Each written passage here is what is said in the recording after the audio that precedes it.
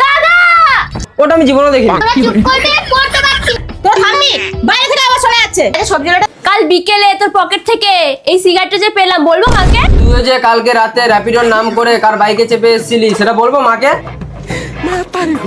ও তোরা চুপ করবে, তোর জন্য পড়তে অসুবিধা হচ্ছে। মা তুমি জানো কালকে ছুটকে রেজাল্ট বেরিয়েছে, ফেল করেছে, ফেল। আর তোমার ভাই রেজাল্টটা ছিঁড়ে ড্রেনে ফেলে দিয়েছে। তোরা আমাকে টানছিস। মা তোমার বাড়িতে বাবা যে ফ্লাওয়ার ভাসতে দিয়েছিল না, দাদা ভেঙে দিয়েছে, আবার বাড়ির পিছনে লুকিয়ে রেখেছে। মা তুমি একটা জিনিস লক্ষ্য করেছো, বুটকির হাতে নতুন ফোন কে দিয়েছে জিজ্ঞাসা করো তো, কে দিয়েছে বলবো মাকে আমি? মা তুমি যে প্রায় বলো গুজগুলো শেষ হয়ে যায়, কি রে মাকে বলবো তুই যে রোজ দুপুরবেলা চুরি করিস? মা কেউ একজন বলেছিল নাকি পরের সপ্তাহে নিজের বন্ধুর বাড়িতে গিয়ে গ্রুপ স্টাডি করবে। আসলে গ্রুপ স্টাডি করবে না, ওরা যাবে ঘুরতে, আবার গোয়াতে। কি রে মাকে বলবো? গোয়া?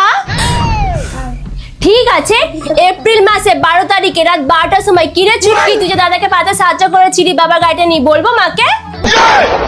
সেদিনকার দাদা চলে যাওয়ার ঠিক 2 মিনিট পরে র্যাপিডোওয়ালাটা ঘরে এসেছিল, বলবো মাকে? কি? ছেলে